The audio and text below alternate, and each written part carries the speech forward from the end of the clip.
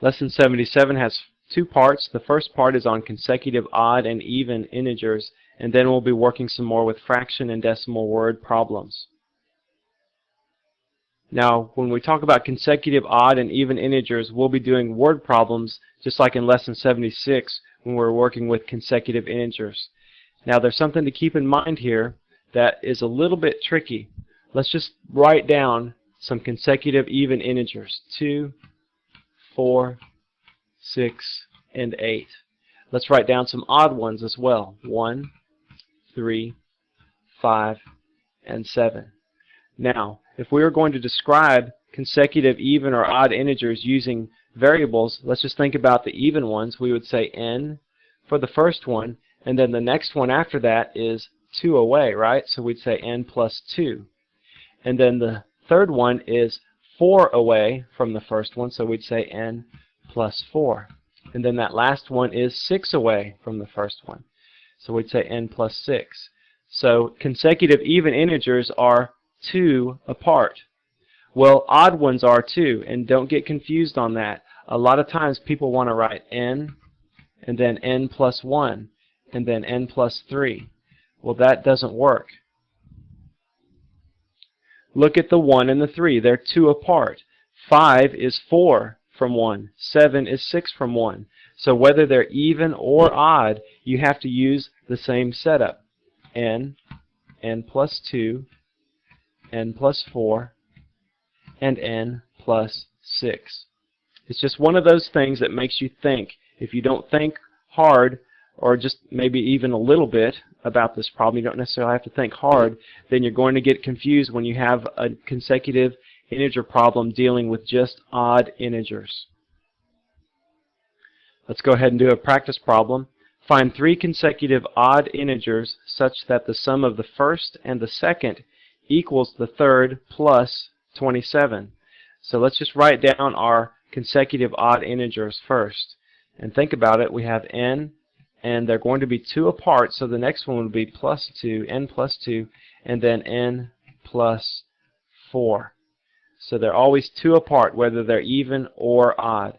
So find 3 consecutive odd integers such that the sum of the first and the second, so we would add n plus 2, equals, so there's our equal sign, the third plus 27. So the third integer is n plus 4 plus 27. Let's go ahead and simplify on both sides. We can add some like terms. 2n plus 2 is equal to n plus 31. Now let's go ahead and move n just to the left side. So we'll add a negative n to both sides. And let's go ahead and move the constant over to the right. So we'll have to add a negative 2 to both sides.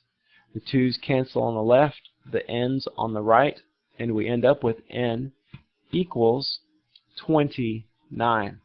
Now remember, on these consecutive integer problems, that is not our answer. Our answer is the 3 consecutive integers that result. 29 is one of them. 31 and 33 are the other 2. And so there is our answer. 29, 31, 33. Part B of this lesson is on fraction and decimal word problems. Now back in lesson 58, we talked about percent word problems. A percent is a fraction, right? We just use a little bit different symbol to describe it, but it's always a value over 100. So it's a fraction. So these problems will be similar to those percent word problems. When we have a fraction word problem, it'll be a good idea to use our formula f times of equals is to help us think about how to solve the problem and how to set it up. And then for decimal word problems, we'll just use d for decimal. D times of equals is. Let's just go ahead and do a problem. The outfielder threw the ball from the fence towards home plate, but the ball only made it 7/8 of the way there. If the ball traveled 280 feet, what was the actual distance from the fence to home plate? Well, we can tell we have a fraction problem here because we have 7/8 of the way. So let's just go ahead and set up our formula. F times of equals is. Okay, so it made it 7/8 of the way, and it traveled 280 feet. So that's what 7/8 equals, right? Is 280 feet. So we could say 7/8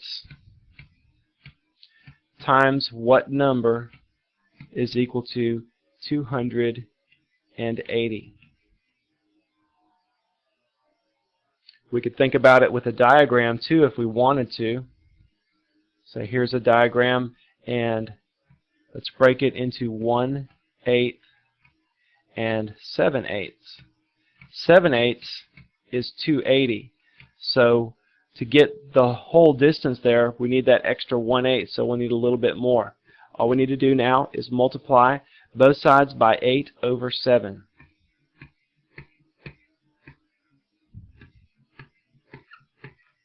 And everything cancels on the left.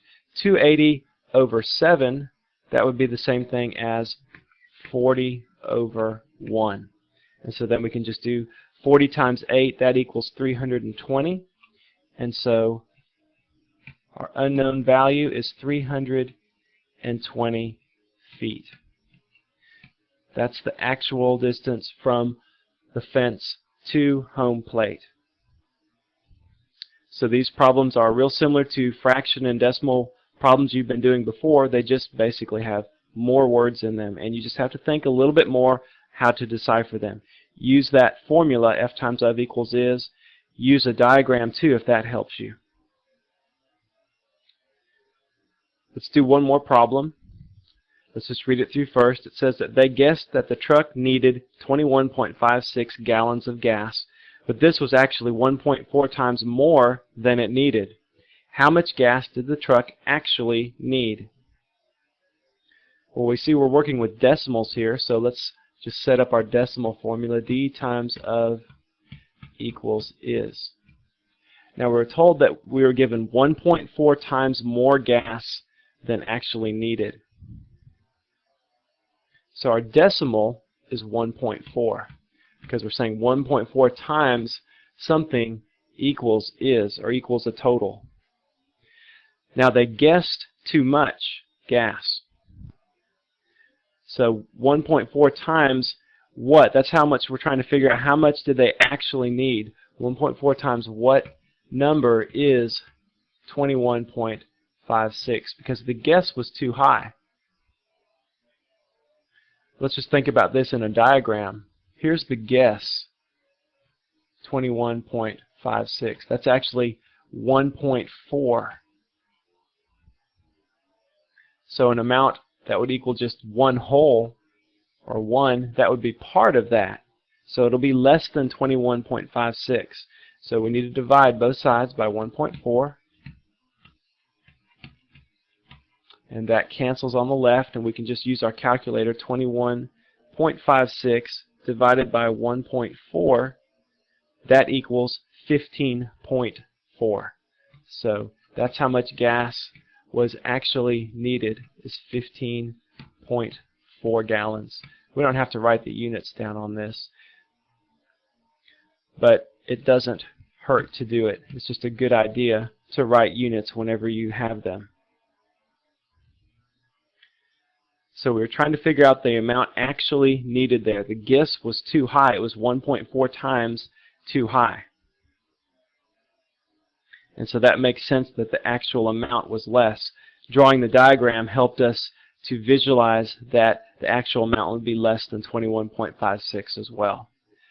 Okay, well that's all for lesson 77.